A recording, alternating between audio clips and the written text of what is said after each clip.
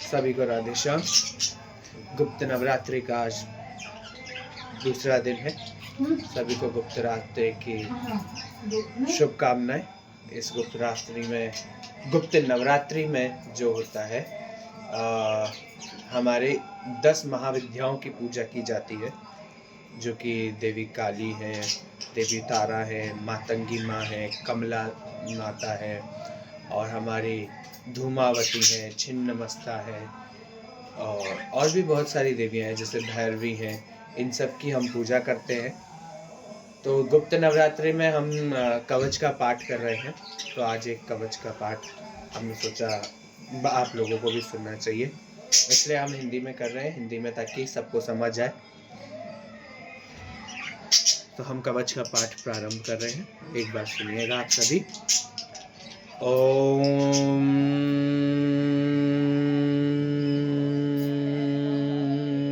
चंडिका देवी को मेरा नमस्कार है।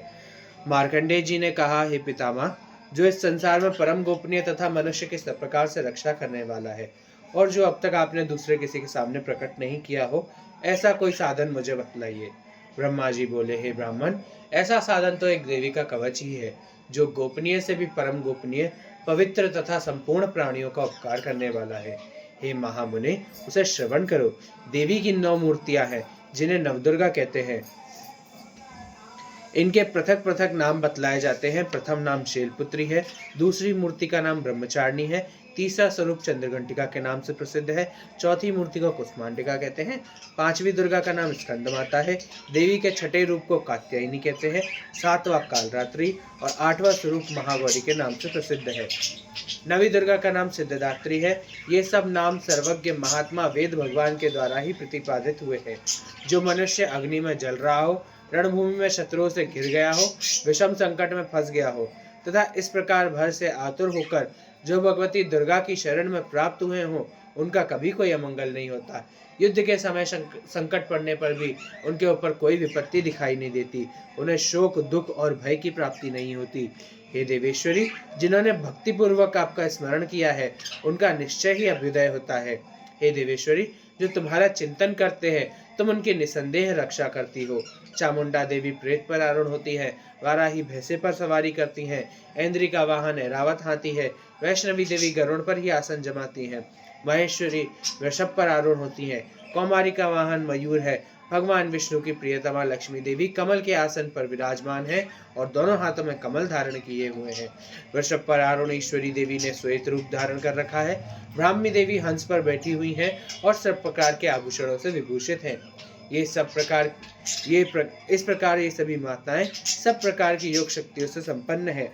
इनके सिवा बहुत सी देवियां हैं, जो अनेक प्रकार के आभूषणों की शोभा से युक्त तथा नाना प्रकार के रत्नों से सुशोभित हैं।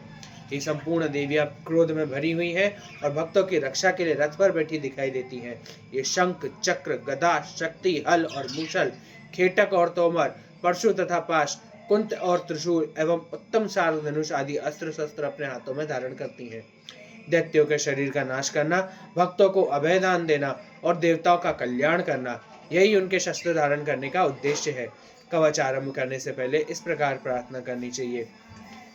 हे महान रौद्र रूप, अत्यंत घोर पराक्रम, महान बल और महान उत्साह वाली हे देवी, तुम महान भय का नाश करने वाली हो, तुम्हें मेरा नमस्कार है। तुम्हारी ओर देखना भी कठिन है। शत्रुओं का भय बढ़ाने वाली हे जगदम्बिके, मेरी रक्षा करो। पूर्व दिशा में ऐन्द्री शक्ति मेरी रक्षा करे। अग्नि कोण में अग्नि शक्ति रक्षा करे। दक्षिण दिशा में वाराही तथा नेत्र कोण में खड़गधारिणी देवी मेरी रक्षा करे। पश्चिम दिशा में वारुणी और व्यय कोण में मृग पर सवारी करने वाली देवी मेरी रक्षा करे। उत्तर दिशा में कोमारी और ईशान कोण में शूलधारिणी देवी मेरी रक्षा करे। हे ब्रह्माणी, तुम ऊपर की ओर से मेरी रक्षा करो, वैष्णवी नीचे की ओर से मेरी रक्षा करे। इसी प्रकार शव को अपना वाहन बनाने वाली चामुंडा देवी दशों दिशाओं में मेरी रक्षा करे। जया आगे से और विजया पीछे की ओर से मेरी रक्षा करे। वाम भाग में अजिता और दक्षिण भाग में अपराजिता रक्षा करे। उद्योतनी शिखा की रक्षा करे। उमा मेरे मस्तक पर विराजमान होकर रक्षा करे। ललाट में मालाधारी रक्षा करे। यशविनी देवी मेरे भौं का संरक्षण करे। भौं के मध्य भाग में त्रिनेत्रा और नथनों की यमघंटिका देवी रक्षा करे। दोनों नेत्रों के मध्य भाग में शंकनी और कानों में द्वारवासिनी देवी रक्षा करे। कालिका देवी कपोलों की और भगवती शांकरी कानों के मूल भाग की रक्षा करें। नासिका में सुगंधा और ऊपर के होठों में चर्चिका देवी रक्षा करें। नीचे के होठों में अमृत कला तथा जिह्वा की सरस्वती देवी रक्षा करें। कौमारी दांतों की और चंडिका कंठ प्रदेश कौमारी दांतों की और चंडिका कंठ प्रदेश की रक्षा करें। चित्रघंटा गले की घाटी की और महामाया तालु में रहकर रक्षा करें। कामाक्षी थोड़ी की और सर्वमंगला मेरी वाणी की रक्षा करें।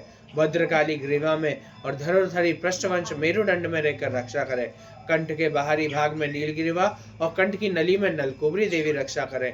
दोनों कंधों की खड़ंगनी और मेरी दोनों भुजाओं की वज्रधारिणी देवी रक्षा करे। दोनों हाथों में दंडनी और उंगलियों में अंबिका देवी रक्षा करे। सुलेश्वरी नखों की रक्षा करे। कुलेश्वरी कुक्षी पेट में रहकर रक्षा करे।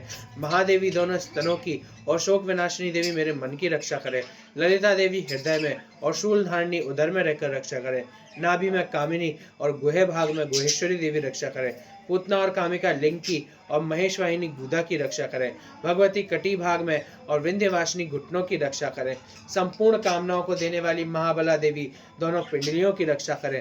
नारसिंही दोनों घुट्टियों की और तेजसी देवी दोनों चरणों के पृष्ठ भाग की रक्षा करें। श्रीदेवी पैरों की उंगलियों में और तल्ववासिनी पैरों के तालुओं में रहकर रक्षा करें। अपनी दाढ़ों के कारण भयंकर दिखाई देने वाली दृष्ट करालिका देवी नखों की और उर्वकेशनी मेरे केशों की रक्षा करें। रोमावलियों के छिंद्रों में कोबेरी और त्वचा की वागेश्वरी देवी रक्षा करें। पार्वती देवी रक्त, मजा, वसा, मांस, हड्डी और मेद की रक्षा करें। आंतों की कालरात्रि और पित्त की मुकुटेश्वरी देवी रक्षा करें। मूलाधार आदि कमल केशों में पद्मावती देवी और कफ में चूड़ामणि देवी स्थित होकर रक्षा करें। नख के तेज की ज्वालामुखी रक्षा करें, जिसका किसी भी अस्त्र से भेदन नहीं हो सकता, वह अभेद्य देवी शरीर की समस्त संधियों में रहकर रक्षा करें। हे ब्रह्माणी, आप मेरे वीर की रक्षा करें। क्षत्रेश्वरी छाया की रक्षा करें। धर्म धारण करने वाली देवी मेरे अहंकार, मन और बुद्धि की रक्षा करें। हाथ में वज्र धारण करने वाली वज्रहस्ता देवी मेरे प्राण, अपान, व्यान, उदान और समान वायु की रक्षा करें। कल्याण से शोभित होने वाली भगवती कल्याण शोभना मेरे प्राणों की रक्षा करें। रस, रूप, गंध, शब्द और स्पर्श इन विषयों का अनुभव करते समय योगिनी देवी मेरी रक्षा करे तथा सत्वगुण, रजोगुण और तमोगुण की रक्षा सदा नारायणी देवी करे। वाराही आयु की रक्षा करे। वैष्णवी धर्म की रक्षा करे तथा चक्रनी चक्र धारण करने वाली देवी मेरे यश, कीर्ति, लक्ष्मी, धन तथा विद्या की रक्षा करे। हे इंद्राणी, आप मेरे गोत्र की रक्षा करें। हे चंडिके, तुम मेरे पशुओं की रक्षा करो। महालक्ष्मी पुत्रों की रक्षा करें और भैरवी पत्नी की रक्षा करें। मेरे पथ की सुप्ता तथा मार्ग की शिवकारी देवी रक्षा करें। राजा के दरबार में महालक्ष्मी रक्षा करे तथा सब ओर से व्याप्त रहने वाली विजया देवी संपूर्ण भयों से मेरी रक्षा करे। हे देवी, जो स्थान इस कवच में नहीं कहा गया है अतएव रक्षा से रहित है, वह सब आपके द्वारा सुरक्षित हो, क्योंकि आप विजयशालिनी और पाप नाशनी हो। यदि अपने शरीर का भला चाहे तो मनुष्य बिना कवच के एक पग भी न जाए। कवच का पाठ करके ही यात्रा करे।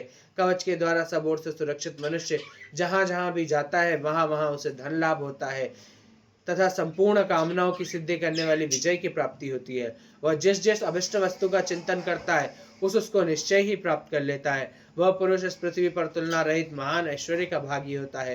कवच से सुरक्षित मनुष्य निर्भय हो जाता है। युद्ध में उसकी पराजय नहीं होती तथा वह तीनों लोकों में पूजनीय होता है। देवी का यह कवच देवताओं के लिए भी दुर्लभ है। जो प्रतिदिन नियम पूर्वक तीनों संध्याओं के समय श्रद्धा के साथ इसका पाठ करता है उसे देवी की कला प्राप्त होती है। वह तीनों लोकों में कहीं भी पराजित नहीं होता। इतना ही नहीं, वह अपमृत्यु से रहित 100 से भी अधिक वर्षों तक जीवित रहता है। मकड़ी, चेचक, कोढ़ आदि उसकी संपूर्ण व्याधियां नष्ट हो जाती हैं। कनेर, भांग, अफीम, धतूरे आदि का स्थावर विष, सांप और बिच्छू आदि के काटने से चढ़ा हुआ जंगम विष तथा अहिफेन और तेल के संयोग आदि से बनने वाले कृत्रिम विष, ये सभी प्रकार के विष दूर हो जाते हैं। उनका कोई असर नहीं होता। इस पृथ्वी पर मारण, मोहन आदि जितने अभिचारक प्रयोग होते हैं तथा इस प्रकार के जितने मंत्र यंत्र होते हैं वे इस कवच को धारण कर लेने पर उस मनुष्य को देखते ही नष्ट हो जाते हैं। यही नहीं, पृथ्वी पर विचरने वाले ग्राम देवता, आकाशचारी, देव विशेष, जल के संबंध से प्रकट होने वाले गण, उपदेश मात्र से सिद्ध होने वाले निम्न कोटि के देवता, अपने जन्म के साथ प्रकट होने वाले देवता, कुल देवता, माला, कंठमाला आदि डाकनी, शाकनी, अंतरिक्ष में विचरने वाले अत्यंत बलवती भयानक डाकनियां, ग्रह, भूत, पिशाच, यक्ष, गंधर्व, राक्षस, ब्रह्म राक्षस, वेताल, कुष्मांड और भैरव आदि अनिष्टकारक देवता भी हृदय में कवच धारण किए रहने पर उस मनुष्य को देखते ही भाग जाते हैं। कवचधारी पुरुष को राजा से सम्मान वृद्धि प्राप्त होती है। यह कवच मनुष्य के तेज की वृद्धि करने वाला और उत्तम है। कवच का पाठ करने वाला पुरुष अपनी कीर्ति से विभूषित भूतल पर अपने सुयश के साथ साथ वृद्धि को प्राप्त होता है। जो पहले कवच का पाठ करके उसके बाद सप्तशती चंडिका का पाठ करता है, उसकी जब तक वन पर्वत और काननों सहित यह पृथ्वी टिकी रहती है, तब तक यह पुत्र पौत्र आदि संतान परंपरा बनी रहती है। फिर देह का अंत होने पर वह पुरुष भगवती महामाया के प्रसाद से उस नित्य परम पद को प्राप्त होता है जो देवताओं के लिए भी दुर्लभ है।